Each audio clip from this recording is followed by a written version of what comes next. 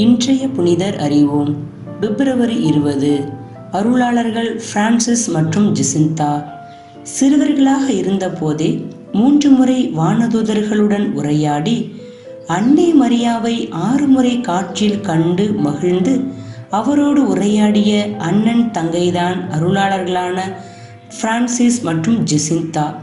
Portugal நாட்டில் பாத்திமா நகருக்கு அருகில் உள்ள அல்ஜஸ்டல் என்ற ஊரில் வாழ்ந்த மனுவேல் ஒலிம்பியா தம்பதியரின் 9வது குழந்தையாக 1908ஆம் ஆண்டு ஜூன் 11ஆம் நாளன்று பிறந்தவர்தான் பிரான்சிஸ். 1910 மார்ச் 11 அன்று 11வது குழந்தையாக பிறந்தவர்தான் ஜெசிந்தா. அண்ணன் பிரான்சிஸும் தங்கை ஜெசிந்தாவும் சிறுவர்களாக இருந்தாலும் குடும்ப ஜெபத்தில் பங்கெடுத்து ஜெபிப்பதையும் தவறாமல் தினந்தோறும் ஜெபமாலை சொல்வதையும் வழக்கமாக கொண்டவர்கள். நற்கருணை வழியாக இயேசுவை உள்ளத்தில் ஏற்று சுவைத்து வாழ வேண்டும் என்ற ஆவலை வளர்த்து கொண்டவர்கள். நற்கருணை பவனியின் போது நற்கருணை கதிர்பாத்திரத்தை எடுத்து வரும் குருவானவருக்கு முன்பாக சிறுவர் சிறுமியர்கள் வானதூதர்களைப் போல வெள்ளை உடையணிந்து பூத்தெளிப்பதை பார்த்து தானும் அதேபோல் ஆண்டவருக்கு ஆராதனை செலுத்த வேண்டும் என்று ஜெசிந்தா ஆவல் கொண்டார்.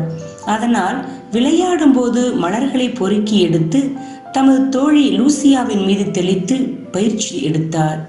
1916ஆம் ஆண்டு செரா மலையின் கிழக்கு பக்க மலைச்சரிவு பகுதியான கோவாடா ஏரியாவில் ஆடு மேய்த்து கொண்டிருந்த போது வானதூதர் இவர்களுக்கு முதன்முறையாக காட்சி கொடுத்தார்.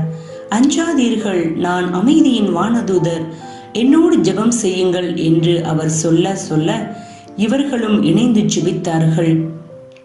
என் கடவுளே, நான் உம்மை நம்புகிறேன், உம்மை வணங்குகிறேன், உம்மை அன்பு செய்கிறேன். உம்மை நம்பாதவர்களுக்காக, உம்மை விசுவசிக்காதவர்களுக்காக உம்மிடம் மன்னிப்பு கேட்கிறேன். இதை 3 முறை சொன்ன பிறகு இதேபோல் ஜெபியுங்கள். இயேசுவின் திரு இதயமும் கன்னிமரியாவின் திரு இதயமும் உங்கள் ஜெபத்திற்காக தயாராய் காத்திருக்கிறது என்று கூறினார். இவ்வாறு வெவ்வேறு நாட்களில் வானதூதர் இவர்களுக்கு 3 முறையாக காட்சி கொடுத்தார். அதன் பிறகு 1917ஆம் ஆண்டு மே 13 அன்று அன்னை மரியா முதல் முறையாக இவர்களுக்கு காட்சி கொடுத்தார். அக்டோபர் 13ஆம் தேதி வரை மொத்தம் 6 முறை அன்னை கன்னி மரியாவை காட்சியில் கண்டார்கள். இந்த இடைப்பட்ட காலத்தில் இவர்கள் பட்ட வேதனை கொஞ்சம் அல்ல.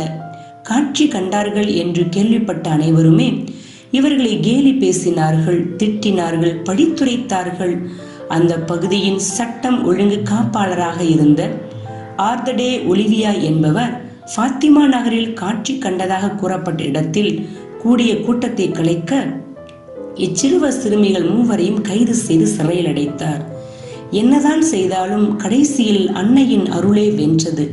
உலகமும் அன்னையை கண்டது. பாத்திமா மாதாவை கண்ட அடுத்த ஆண்டு ஸ்பெயின் நாட்டில் பரவிய தொற்று நோய் காய்ச்சலால் சிறுவர்கள் 2 பாதிக்கப்பட்டார்கள்.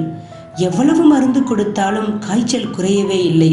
கடைசியில் தன் குடும்பத்தினரிடம், நான் உங்களுக்கு எதிராக தவறு செய்திருக்கிறேனா என்று கேட்ட பிரான்சிஸ் மறுநாள் குருவானவரிடம் பாவ மன்னிப்பு பெற்று நற்கருணை பெற்ற பின்னர் 1919 ஏப்ரல் 4ஆம் நாள் தனது 11வது வயதில் இறந்தார்.